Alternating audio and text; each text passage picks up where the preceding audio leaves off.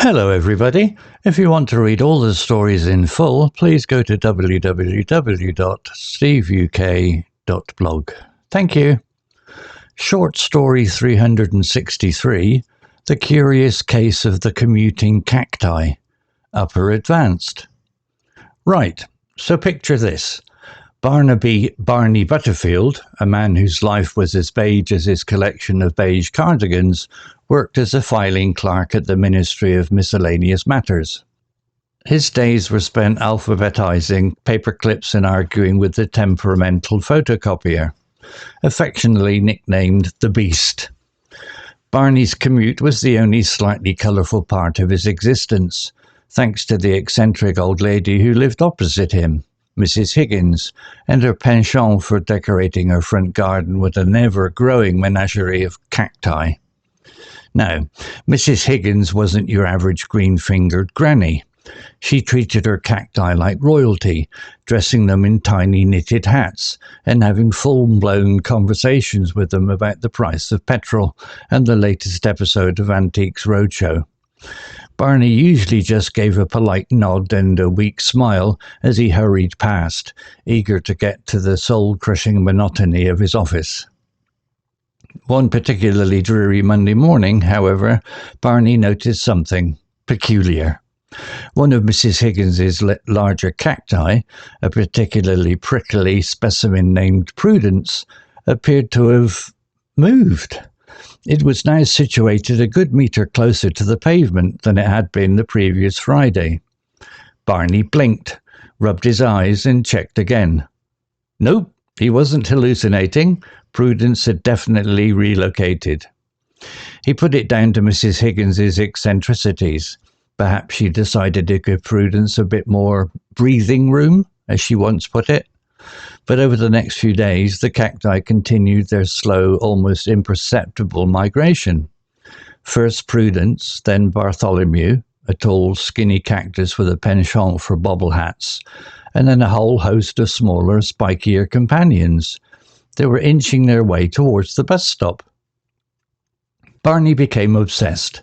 He started timing their movements, noting down their progress in a small, beige notebook. He even considered setting up a time-lapse camera, but then realized that would require him to interact with technology beyond the photocopier, a prospect that filled him with dread. The other commuters started to notice too. Whispers circulated at the bus stop about the walking cacti. Some suggested they were aliens in disguise. Others blamed the government, and one particularly imaginative individual proposed that they were training for a cactus Olympics. One morning, Barney arrived at the bus stop to find Mrs. Higgins in a heated discussion with a traffic warden. The cacti had now completely blocked the pavement, forcing pedestrians to walk in the road. "But, officer," Mrs. Higgins protested, brandishing a half-eaten custard cream, "they're just trying to catch the bus. They're ever so keen on the 27 to Tunbridge Wells. They've heard they have a lovely botanical garden there." The traffic warden, a man clearly not paid enough to deal with ambulatory cacti, looked like he was about to spontaneously combust. "Madam," he spluttered, "cacti do not catch buses. They are plants. They stay in the ground." At this point, Barney, driven by a sudden surge of, something other than beigeness, stepped forward. "Actually," he said, adjusting his glasses, "I've been observing their movements for the past week. They appear to be moving at an average rate of 2.7 centimetres per day, influenced, I believe, by the angle of the morning sun and the subtle vibrations of the passing traffic." The traffic warden stared at Barney as if he had just sprouted antenna. Mrs. Higgins, however, beamed. "See?" she said triumphantly. "Barney understands. He's a clever boy." The situation was eventually resolved by a team from the local council, who carefully relocated the cacti to a nearby park. Mrs. Higgins was given a stern warning and a large bag of fertilizer, and the bus stop was finally clear. Barney, however, was a changed man. He discovered a hidden passion for observing things, for noticing the small details, for the unexpected. He even bought a slightly less beige cardigan, and every morning as he walked to the bus stop, he'd glance at the park and give a small nod to Prudence, Bartholomew, and the rest of the commuting cacti, a secret smile playing on his lips. He knew their journey, though temporarily halted, was a testament to the fact that even in the most beige of lives, a little bit of extraordinary can always take root. Vocabulary notes. Beige, adjective, a pale sandy yellowish brown colour, often associated with dullness or lack of excitement. Example, Barnaby Barney Butterfield, a man whose life was as beige as his collection of beige cardigans. This emphasises the dull and monotonous nature of Barney's life. Similar words, neutral, drab, dull, off-white, sandy, fawn. Nuance. While all these words describe similar colours, beige specifically carries the connotation of being uninteresting or bland. Temperamental, adjective, having or showing a tendency to be easily upset or moody. Example, arguing with the temperamental photocopier, affectionately nicknamed the Beast. This suggests the photocopier was unreliable and prone to malfunctions. Similar words, moody, erratic, unpredictable, volatile, capricious. Nuance. Temperamental often implies that the mood swings are frequent and somewhat unpredictable, like a person's temperament. Penchant, noun, a strong liking or inclination for something. Example, Mrs. Higgins and her penchant for decorating her front garden with an ever-growing menagerie of cacti. This shows Mrs. Higgins had a strong preference for cacti. Similar words, fondness, liking, preference, inclination, affinity. Nuance. Penchant suggests a strong and often somewhat unusual preference. Imperceptible, adjective, so subtle or gradual as to be impossible to perceive.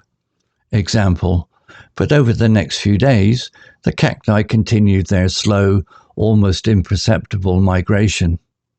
This means the cacti moved so slowly that it was difficult to notice. Similar words, subtle, gradual, minute, negligible, undetectable. Nuance. Imperceptible emphasizes the extreme difficulty in noticing the change. Hallucinating, verb, experiencing seemingly real perceptions that are not actually present. Example, nope, he wasn't hallucinating. Prudence had definitely relocated. This confirms that Barney was seeing something real, not imagining it. Similar words, delusional, imagining things, seeing things, having visions. Nuance. Hallucinating implies a more serious distortion of reality than simply imagining something. Menagerie, noun, a collection of wild animals kept in captivity for exhibition. A strange or diverse collection of people or things. Example, her penchant for decorating her front garden with an ever-growing menagerie of cacti. Here it refers to a diverse collection of cacti. Similar words, collection, assortment, array, variety, aggregation. Nuance, menagerie often suggests a somewhat chaotic or unusual collection. Spontaneously combust, verb, to burst into flames without an external source of ignition, often used humorously or hyperbolically. Example, the traffic warden looked like he was about to spontaneously combust. This is a humorous exaggeration to show how frustrated the traffic warden was. Similar words, explode, erupt, burst, blow up. Nuance. Spontaneously combust is a dramatic and often humorous way to describe someone becoming extremely angry or stressed. Spluttered, verb, to make a series of short, explosive spitting or choking sounds, often used when someone is struggling to speak due to strong emotion. Example, "Madam," he spluttered, "cacti do not catch buses." This shows the traffic warden was flustered and struggling to express himself clearly. Similar words, stuttered, stammered, mumbled, faltered. Nuance, spluttered specifically suggests short, explosive sounds, often due to anger or surprise. Testament, noun, something that serves as a sign or proof of a particular fact, event, or quality. Example, a testament to the fact that even in the most beige of lives, a little bit of extraordinary can always take root. This means the cacti's journey proved that even ordinary lives can have extraordinary moments. Similar words, proof, evidence, testimony, demonstration, confirmation. Nuance, testament often implies a strong and undeniable piece of evidence. Story written by Google Gemini 2.0 AI. To read all the stories in full, please go to www.steveuk.blog. Thank you.